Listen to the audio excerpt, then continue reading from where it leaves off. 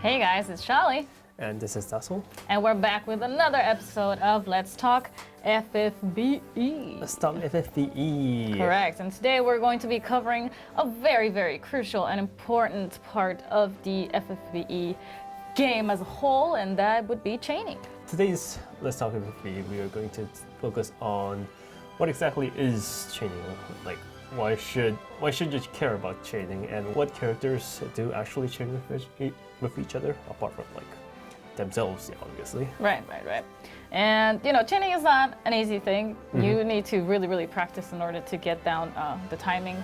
I myself, when we do the Let's Play FFBE videos, have a really hard time chaining because we usually don't have like a steady surface. Yeah. We are always, chilling on the couch, having a good time. So I have to kind of prop the iPhone on my lap and just try to chain on that. Yeah, everybody has their chaining method. Exactly, everybody has their own way. Some people are able to hold their phones and then tap with their thumbs and get the chain going. Me, I suck at that. I don't know why. Every time I try it, it's just a huge failure. So my method is that I have my iPhone on a solid surface, like this table right here, and then I use my 2 index fingers like an old granny, and then I tap as fast as I can. It does help if the units are aligned next to each other, so they're side by side. Yeah. If they're on top of each other, it's a little bit harder. So my preference is that I know exactly which units to align side by side, so that I can facilitate chaining for my own self. But everybody's got their own strategy. Today we're going to discuss maybe some of them and the benefits of chaining, overall. Yeah. Then let's move on to the next section. All right, so first of all, let's start out with the question of what is chaining in the first place? Right. And chaining, of course, it's something that you might be familiar with because it happens naturally sometimes. If you just tap enough buttons, people just kind of gather and they form a chain. It might be quite short, not necessarily a full chain, but it shows on the screen. It says like in huge letters, chain, chain, or elements of chain, depending on what chain you're doing. And sometimes you can't even see the damage that you're dealing, but that it's connecting, for sure. So chains happen when different characters hit the same enemy in a very short amount of time. Right. Do note that one character cannot make chains by him or herself. It has to be 2 or more different characters. Right. Teamwork. And if you make quick successive attacks, they will result in a chain. If you're like just autoing, you might get like 3 to 4 chains. But if you actually use abilities that chain with each other, they'll go up to like 10s, 20s of chains. And with each chain, the damage is going to go up by tiny bits, but it will accumulate to quite a bit. Right. Well, within that chain, that is. Right, but it does have a damage cap. Like you can't just like build on forever. At one point, the magnifier that is attached to the chain will stop. Right. Yeah. So the damage does cap off at some point. I think it's something like 3 times the normal damage. Okay. But that chaining and not chaining is like just so much bigger difference. At least like two times the damage that you would have done if just using a single non-chained ability. Right. So there are several types of chains. There's your normal chain, and there's a special element chain, which happens when you chain with the same elements on your attacks, either with elemental attacks or in just the innate nature of your unit's attacks. And then there is spark chaining, which happens when two or more different characters hit the same enemy at exactly the same time. Easier said than done. Spark chaining is like very, very difficult, and usually when we talk about chaining, we talk about just normal chaining or elemental chaining. Well, actually more about elemental chaining because it's a lot stronger than just a regular chain. The average chaining. All right, now let's move on to check some actual footage of chaining. So we're going to take a look here at Emilia chaining with herself, just a normal chain. So this is chaining without any elemental chains, no spark chains. There we go. And it starts at about a 900, and then you can see the numbers fly after that. Ooh. Yes, because for a normal chain, I do believe that with every hit, you get a 10% boost to the damage that you're dealing if it's in a consecutive chain. So you got, almost 100,000 damage right there for just a normal chain. Yeah. Which is great. All right, so that was the non-elemental chain. Yeah. Just a regular old chain. And now let's take a look at the elemental chain. Elemental chain. With Emilia as well. And let's see what the damage difference is here. With two Emilias doing the same exact attack, except with elemental property weapons.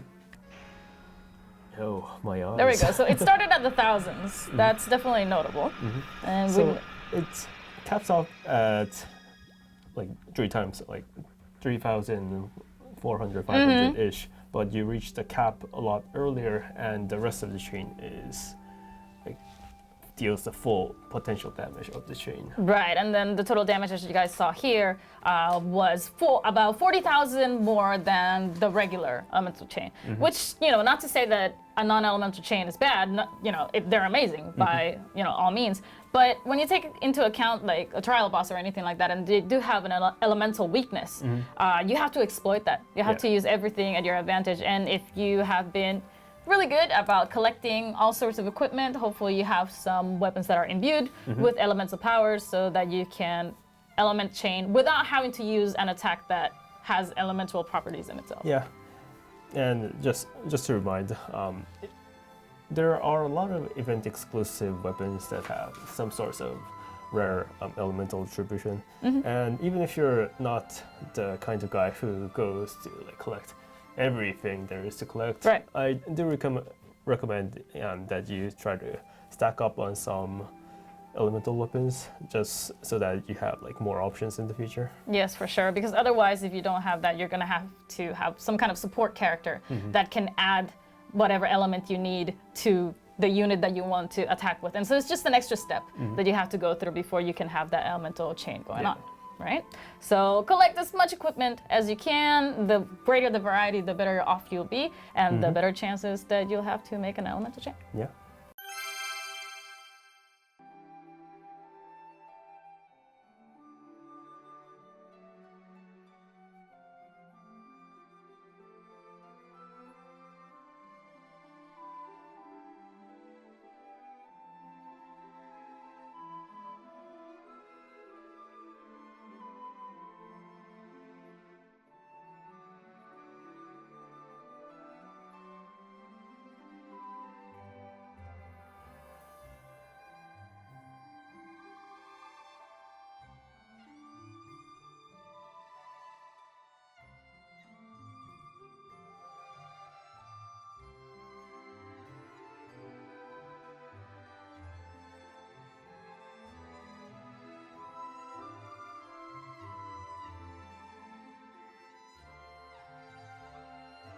Alright, so a lot of, units usually chain with themselves, but even apart from that, there are several different units and abilities that can chain with each other.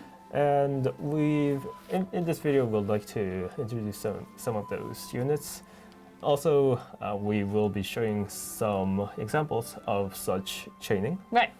So the first example that we have is, of course, the ever-famous Chain King, Orlando, and Agrias with her Divine Ruination Awakened to level 2.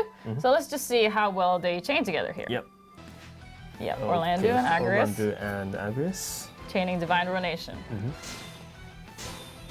Beautiful. Yeah, full chain. Yes, and 346,000 damage. Not too shabby, not too shabby. I mean, Orlando isn't the king of chaining for nothing, right? Yeah. So if you have 2 Orlandos, if you got really lucky and you were able to pull 2 of him for some reason, then you're set. But if you're not as lucky and you only have the 1 Orlando and you happen to score an Agrias, all you have to do is just awaken her Divine Ruination to level 2, and then you'll have the same exact hits, and you'll be able to pull off a perfect chain like the one you just saw. Yeah. Yep. And now we're moving on now to we're moving on to double Shantotos. double Shantotos. All right. 3-star units, so Yeah. they're pretty easy to get. Yep. And that was a beautiful 47 So chain. double tornadoes with Shantotos, just like full chain. Yes, of course, they were dual casted as well. So it would be 2 dual cast tornadoes per Shantoto, and then once you pull off the perfect chain, it does quite a bit of damage. These units that we have here, we didn't really equip them to be like super OP this time around. We're just doing it, we're showing you guys the full utility of the chain. So were you to put some like really heavy magic boosting equipment on Shantoto, it would be a lot of damage happening this time around. Yeah. So, all right, and that's how chaining is done, you guys. I mean, obviously easier said than done, but just go at your own timing and your own pace and try to figure out what works best for you if you need a flat surface or you don't. Also keep in mind that there are some characters who behave differently depending on what abilities you make them do. Some of them stay put in the same position. Some of them actually move forward and get closer to the enemy. So you have to, you know, be well aware of how it is that they move so that you can get the frame rates just right and, you know, hit at the same exact time to get that chain going. Yeah, in case where the unit actually moves in front of the enemy, you'll have to think about the positioning of your units. Exactly. Because sometimes the speed is different.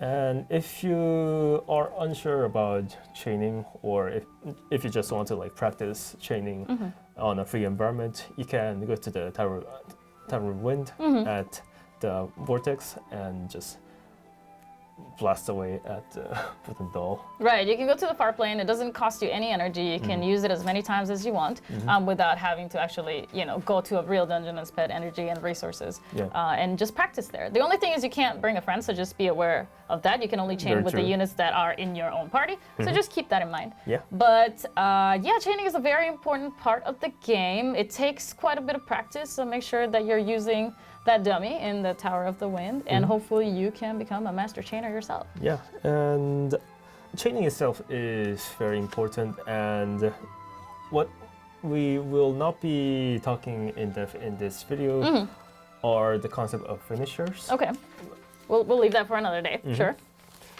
But that's also important, so look forward to that. Maybe that will be the next topic, we don't know. But yeah, I mean, what else can't be said? Just keep that in mind. Another tip that definitely helps is to avoid using the auto function if you're trying to get really good chains going. It's always better to chain manually. The repeat button will only help you sometimes, because I do believe the actions of the repeat button do not happen in the same order that you necessarily did them, you know, in the previous turn. So just keep that in mind. Yeah, and I guess the most important thing would be to like find your own style, like whatever works for you. Yeah, that's mine. That's mine. Flat surface and 2 fingers, and it somehow works for me. But you know, if you're more comfortable using your thumbs, or if you have some other way of chaining, do let us know. You know, leave comments below. Help your fellow FFBE players to become master chainers, because it does help a great deal. A great deal. To, you know, take on some of the stronger bosses for sure. Yeah. All right, and that does it for us today. We'll be seeing you guys on the next episode. Bye-bye. Bye.